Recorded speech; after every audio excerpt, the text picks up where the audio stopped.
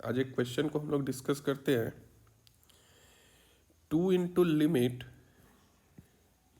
x tends to 0 f of x cube minus x square equal to lambda times f of 2x to the power 4 minus x to the power 5। दोनों तरफ जो limit है वो zero को approach कर रहा है। तो हम लोग पहले देखे थे जीरो को अप्रोच करने पर ये जो वैल्यू है f ऑफ जीरो, x के जगह पे जीरो रखेंगे तो ये क्या बन जाएगा f ऑफ जीरो।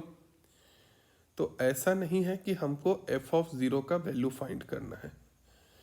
x का जो वैल्यू जीरो को अप्रोच जब करेगा तो ये जो क्वांटिटी है ये किसको अप्रोच करेगा वो बात करते हैं।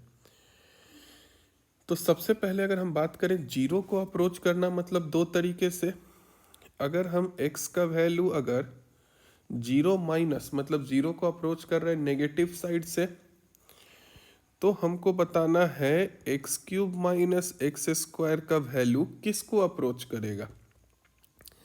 तो अगर हम देखें यहाँ पर x square common x minus one, एक्स के जगह अगर हम जीरो माइनस रखें तो जीरो माइनस का whole square zero plus zero minus minus one, ये एक नेगेटिव क्वांटिटी आ जाएगा और जीरो से प्लस से मल्टीप्लाई करने पर ये जो क्वांटिटी है ये जीरो माइनस, यानी x का वैल्यू जब जीरो माइनस को अप्रोच कर रहा है तो ये जो क्वांटिटी है ये भी जीरो माइनस को अप्रोच कर रहा है।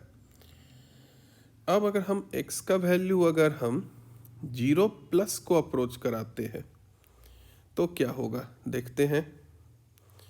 फिर वही x square minus x minus one, तो ये चीज़ मेरा आ जाएगा एक्स जीरो प्लस का square zero plus zero plus minus one, यानी ये चीज़ मेरा आ गया zero plus into minus one. ठीक है, ये वन से एक बहुत थोड़ा सा छोटा सा वैल्यू आएगा, लेकिन ये जो आएगा क्या आएगा एक नेगेटिव वैल्यू आएगा। तो जीरो प्लस से अगर कोई नेगेटिव वैल्यू को मल्टीप्लाई करेंगे तो ये चीज़ फिर से मेरा क्या जाएगा जीरो माइनस।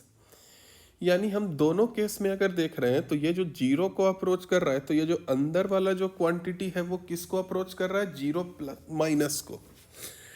और इसका मतलब हम ये जो लिमिटिंग वैल्यू है इसका वैल्यू कितना बोल सकते हैं, जीरो माइनस पर फंक्शन किसको अप्रोच कर रहा है, देखो थ्री को अप्रोच कर रहा है क्या, तो इसका जो लिमिटिंग वैल्यू हो जाएगा वो हो जाएगा थ्री।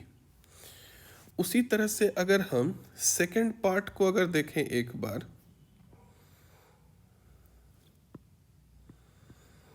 सेकेंड पार्ट के लिए अगर हम लोग बात करें तो वही फिर यहाँ भी x लिमिट जीरो को अप्रोच कर रहा है। तो जीरो को दो तरीके से अप्रोच किया जा सकता है, एक जीरो माइनस एक जीरो प्लस। तो जीरो माइनस के लिए अगर बात करें 2x to the power 5 4 minus x to the power 5, ये वैल्यू कितना आएगा x to the power 4 common लेकर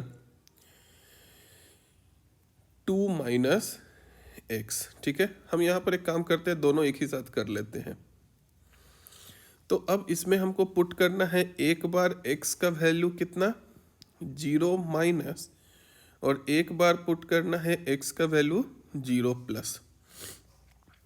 तो अगर हम इसमें देख रहे हैं जब जीरो माइनस पुट करेंगे तो ये किसको अप्रोच कर रहा है, जीरो माइनस का होल टू द पावर 4 मेरा कितना आ जाएगा जीरो प्लस और 2 माइनस जीरो माइनस, तो ये जो है कितना zero plus into a positive quantity, ये वैल्यू मेरा बन जाएगा कितना जीरो प्लस।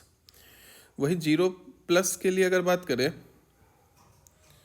तो zero plus two the power 4 जब भी तुम करोगे कुछ भी इवन पावर लोगे तो ये जीरो प्लस ही रहेगा, zero plus into some positive quantity which is equal to zero plus.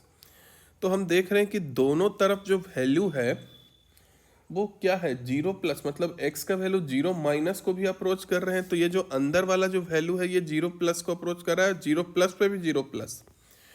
तो इसका जो वैल्यू है इस एक्सप्रेशन का वैल्यू हम डायरेक्ट बोल सकते हैं क्या, वही वैल्यू आएगा जो जीरो प्लस को अप्रोच करने पर आएगा।